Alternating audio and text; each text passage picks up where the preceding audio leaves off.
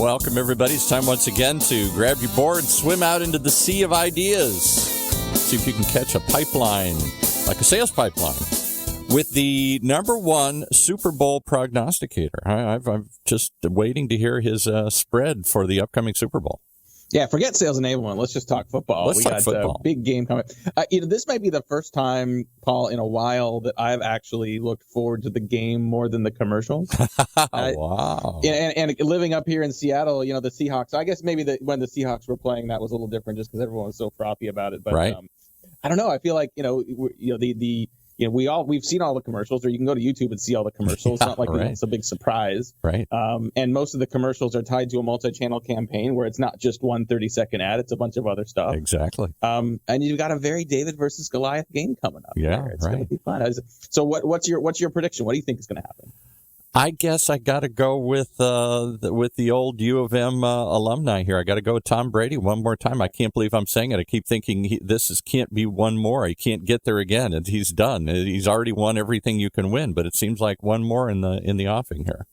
Clearly, I think that's the safe bet. And I think what's interesting, as we've got live listeners on Sales Pipeline Radio today, where we're all kind of guessing what's going to happen. I think the majority of people on our podcast are going to be listening to this after the Super Bowl, so it'll be interesting to see how that plays. I don't know. I think the safe bet is certainly the Patriots, but it'd be fun to see the Eagles finally win a championship. It'd be fun to see a guy like Nick Foles, come in from the backup position and do well. So those are a bunch of storylines that are going to be fun to watch.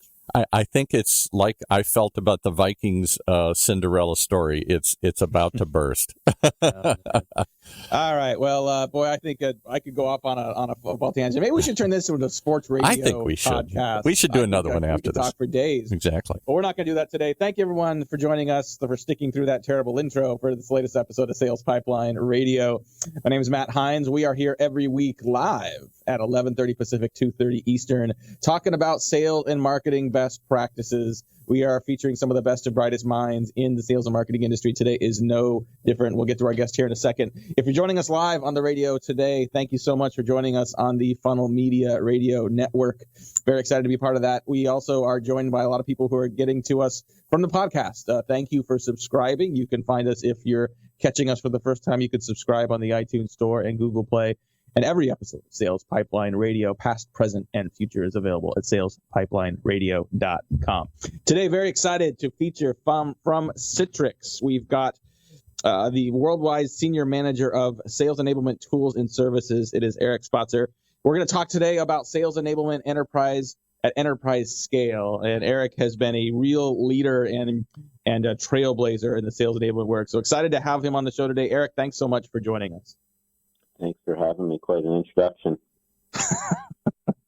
Well deserved. I mean, you have, your reputation certainly precedes you. The work you guys have done at Citrix from a sales enablement standpoint, combining, good strategy, good, organizational alignment.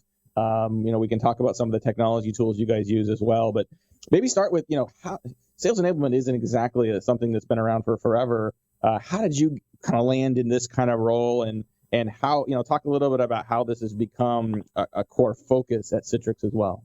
Yeah, I kind of fell into this role accidentally, like probably many of my peers, where my background was being raised by a teacher who liked to teach and thus enable, and a business person who really liked to make money.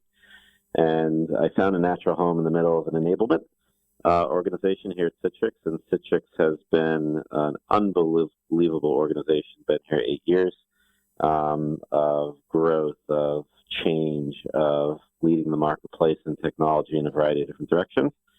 And when an opportunity to join the enablement team, which was not necessarily direct selling, but spreading some of those best practices in teaching to our 1,400 person sales organization across the globe. When that opportunity popped up, I had to jump on it, and really been enjoying it since. And I think naturally, as a numbers guy, I have a very data-driven background. Mom was a math teacher specifically. Being able to interpret a lot of that at scale through studying a lot of the trends through numbers has been hopefully the secret weapon for me, and hopefully will be in years to come.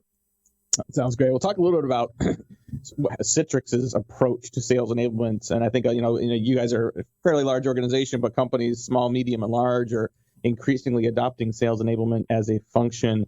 How did that evolve at Citrix, and how and where and why has that become such an important focus? Yeah, it kind of hit us by surprise, if I were to say so, 3-4 years ago, when an activist investor took us over, or didn't necessarily take us over, but really took action to change our company and improve performance across the board and really turn us on our head and force us to change once again.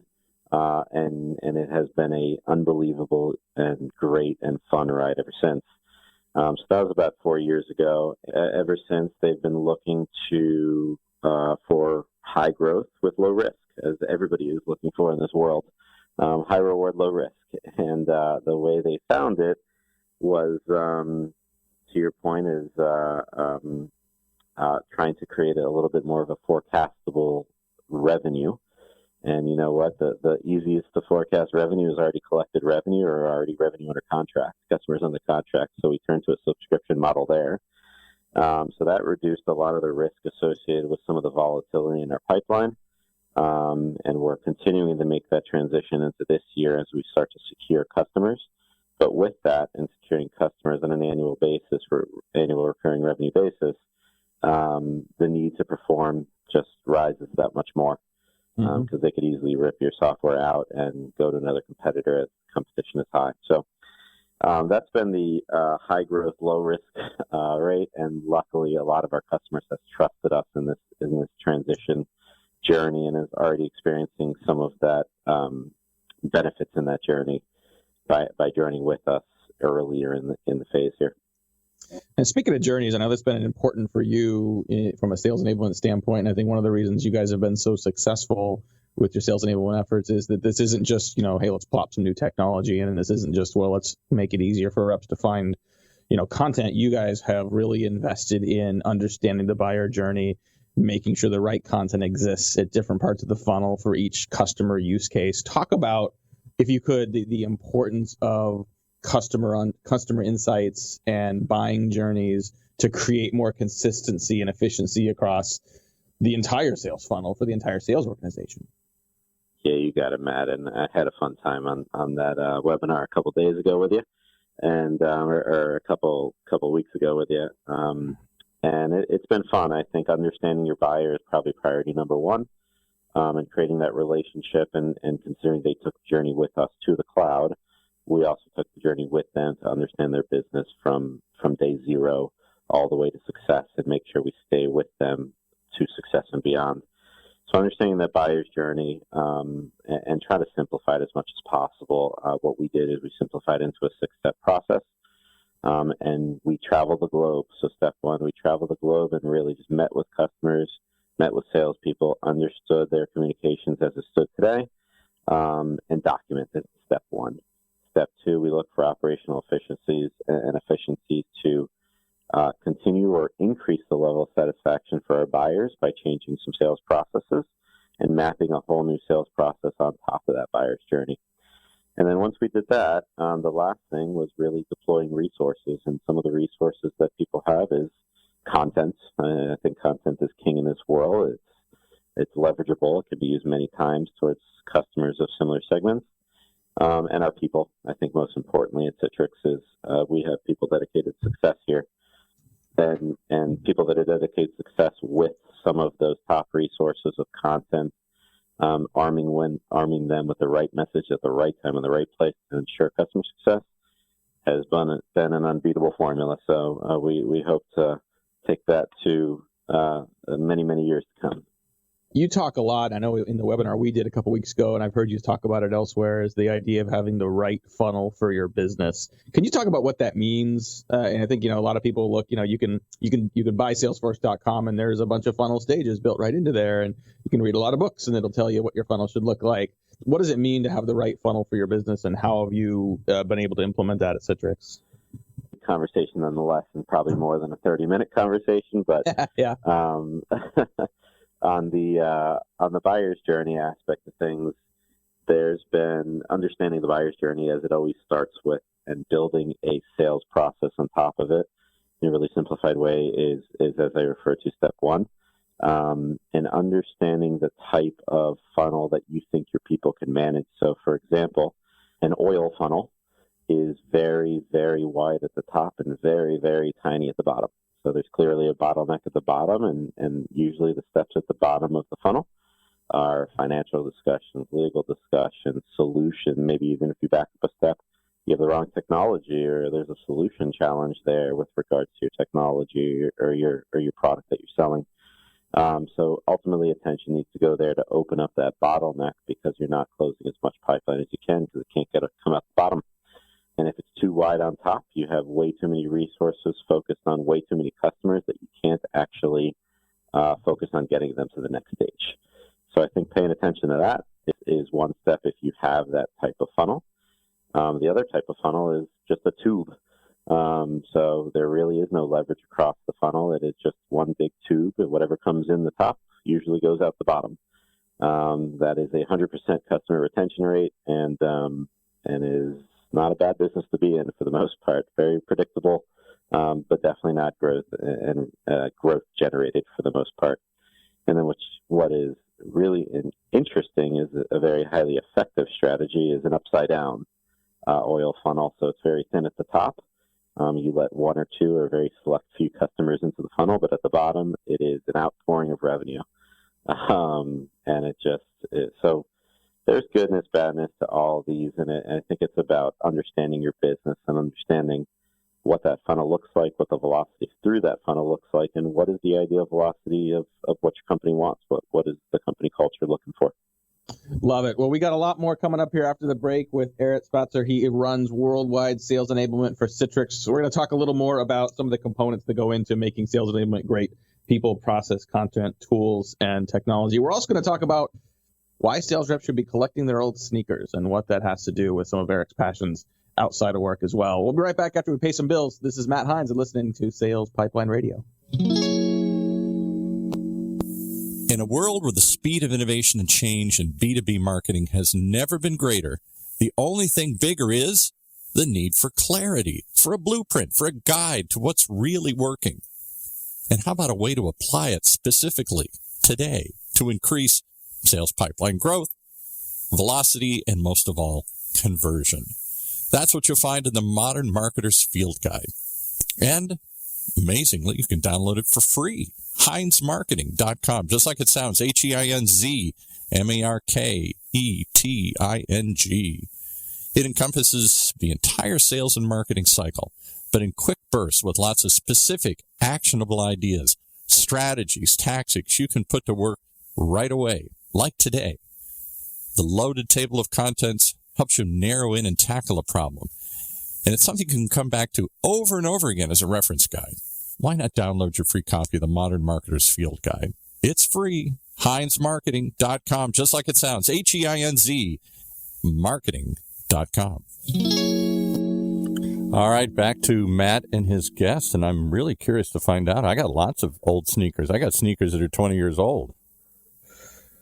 That may or may not be what he's looking for. I don't know. I feel like my wife is always asking me to throw away my old sneakers. Yeah. And I feel like I've got the sneakers that I work out in. I've got a couple pair that I run in that I track, my mileage because I'm a geek that way. And then once they're kind of at retirement age, those become my garden sneakers. So like, I've got like muck boots if I have to go up into the hills, but like if it's a nice day out, I need something to wear and I use the old sneakers. I understand. But I'm realizing now after talking to Eric about this, there may be a better way of leveraging those sneakers for a greater good. So we'll get to that in a second. If you like this conversation with Eric Spatzer, he's the worldwide manager of Sales Enablement Services at Citrix. You can definitely catch this on SalesPipelineRadio.com. Coming up in the next couple weeks, a lot of great guests. We've got a lineup of CMOs from some significant fast growth companies we're going to be talking to. Next week, we've actually got the CEO of Outreach.io. We're going to have Manny Medina join us. We're going to take the show on the road. We'll be broadcasting live from the SaaStr conference in San Francisco. And I'm definitely looking forward to having Manny join us on the line. But today we got a lot more with Eric. And before we get back to talking a little bit about sort of components of sales enablement success, talk about Got Sneakers and why you want salespeople to start collecting their old sneakers. Yeah, I've been looking forward to this conversation. Thanks, Matt. So ultimately, you guys were talking about some potential trashy sneakers you have in your closet, maybe 20 years old. Now, if they are deemed trash to you, we just want to make sure you don't throw them in the trash. We want to make sure you recycle them and turn them into somebody else's treasure. So there is an opportunity for all of us to help with global sustainability out there by exporting our sneakers out to countries in need, and really helping that micro enterprise funnel of sneakers across the globe, not just the U.S. The U.S., which happens to be a very wealthy, rich country, has a lot of stuff in abundance, sneakers inclusive, considering the culture we're in today. Feel free, please turn them into your gardening shoes. Probably a very good use, but when you're done with those gardening shoes, throw them in one of our bins at Got Sneakers, and we'll be happy to ship them out there. With regards to salespeople, if you guys are looking to either give back to the community or even make some money, we have a fundraising program for you guys. So for every sneaker that is wearable that we can ship overseas, we do compensate you $1 per sneaker, and you can sign up at gotsneakers.com. Yeah, I love it. Definitely check out gotsneakers.com. We'll put a link to that in our show notes. And just to kind of give you a sense for sort of the scale of both the problem and the opportunity here, like in the U.S. alone, it's estimated that about 200 million pairs of shoes and sneakers end up in landfills, right? So they're done and they end up in landfills. And there are estimated to be more than 600 million people worldwide that don't even own a pair of shoes. And I think, we talk about first world problems. It's so, we joke about having too many sneakers in the house and that many people just don't even have the opportunity to have any of it. So, with 1 year's worth of shoes, we could literally fit a third of those people with something. So huge opportunity. Definitely check out gotsneakers.com to learn more about it. A little bit more on sales enablement, before we have to let you go here, Eric. I want to talk about justifying a sales enablement focus. I think 3 years ago we did our first state of sales enablement study with a company in the space, and we realized we actually couldn't use the phrase sales enablement in the survey because people at that time, there weren't enough people that knew what that was. And now that we're literally just finishing up our third year of doing this survey, the industry has matured significantly. Still a lot of companies, especially early stage companies, that aren't yet doing sales enablement in a formal way. If you had an opportunity to sit in front of VPs of sales or CMOs or CROs or even CEOs, how do you justify or how do you pitch why they should be investing in sales enablement today? Yep, well said. So I think everybody's still defining it, by the way, and I think it'll always hopefully be a hot term and continuously be a hot term that people will stand behind, but continuously be defined as some best practices are thrown out there. The way I would define it is I'd probably start with some business challenges they're having and how they want to change their pipeline, back to that pipeline conversation, the funnel, and really look for that business need first before I start to recommend or talk about whether it be a training opportunity or a field readiness opportunity that lives out there, or even a content strategy to align with that. So I think it definitely starts with the business before I ever start talking about the solution, which is called sales enablement, or at least my solution. I call it sales enablement. I hope a lot of others do. It definitely starts with a business, and people define sales enablement differently. My definition will change very much to others, but my definition starts with the business by far.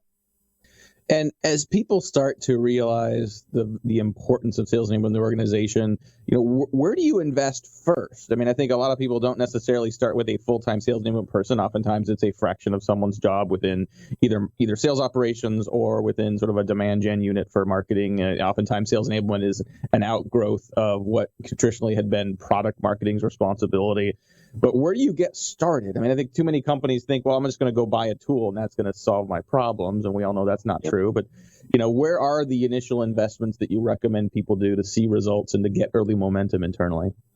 Yeah, good question. Thanks for that. And I'm very proud of this, which is you talked about people, process, and technology, the three big rocks associated with business change and business opportunity. And I think it's set in that order. People first. Start with understanding the people. Start with what the people want. Whether that be your customers, whether that be your salespeople, send people on the road, get feedback. Understand your audience in all ways. And the more you understand your audience, the more impact you can make. once you start to understand the audience, you can start understanding some processes that they follow today, and then invest into new processes that you can at least train and change manage across the organization, or reinforce some of the good ones across the organization. And then once you get pretty much perfect and highly efficient and effective at those processes with those people, start arming them with technology, because that's when things get dangerous, when growth can explode and sales can go through the roof and success is gained. And you know what, after that, I would say rinse and repeat. Absolutely. Just got a couple more minutes here with Eric Spatzer from Citrix. And one of the questions we ask a lot of our guests is, who are some of the sales leaders, sales influencers, sales authors that have influenced you in your career? And who do you recommend other people pay attention to? These could be people that are dead or alive in any different function. It doesn't have to be just in sales and marketing. But who has inspired you, and who would you recommend other people check out as well? Yeah, well said. I think it's the common ones out there, and a lot of the data-driven ones out there. So the Jeff Bezos of the world that are very hot today.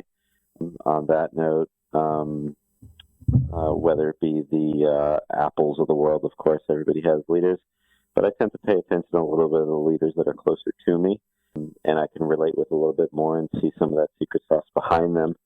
So Al Montserrat now at Nuance Communications has been a big mentor for me and has really built a culture over here at Citrix that is fairly unstoppable. Mark Templeton, the original mentor of mine, whether he knows it or not, built a culture over here. And ultimately, Simon Sinek, the Start With Why concept is something I always ask myself and those around me to really understand those around me. But I think there's definitely I try to pay attention to many sales leaders up and around me, and the future sales leaders, which is the younger generation. I think the younger generation is powerful in its own right. And in addition to looking backwards and seeing some of those sales leaders that influenced me, I'm looking forward to looking forwards and understanding from the young how they want to lead and empowering them for the future. Love it. All right, last quick question. Who's going to win the Super Bowl this Sunday? Who? Well, I can't argue with the host of the show, so I got to go with Tom Brady, but I will admit I'd like to say it's for the last time and see some new reigns come in the show, although Bill Belichick may be the guy that continues to win ongoingly. I don't know. It's going to be fun to watch. Well, thank you so much. I know you're super busy. You got a lot of stuff going on, but appreciate you joining the show. Eric Spatzer, he is the head of worldwide sales enablement and services for Citrix. Lots of good insights. His answer alone on different types of funnels. Feel like I probably need to go listen to that 3 or 4 more times, unpack all the great value in that. So definitely take advantage of this. If you want to share this episode with some of your colleagues and peers, definitely check it out at salespipelineradio.com. We'll have it up there in a couple of days. We will have a highlights blog post of this interview as well on HeinzMarketing.com, including links to gotsneakers.com. Definitely check that out as well. We are out of time. We're going to see you next week. Remember, we got Manny Medina. He's the CEO of Outreach.io. We'll have a great conversation about sales engagement tools, improving productivity of your sales organization from the floor of the SaaStr conference in San Francisco. For my great producer, Paul, this is Matt Hines. We will see you next week on Sales Pipeline Radio. Once again, you've listened to Sales Pipeline Radio, brought to you on behalf of the thousands of members of the Funnel radio channel for at-work listeners like you.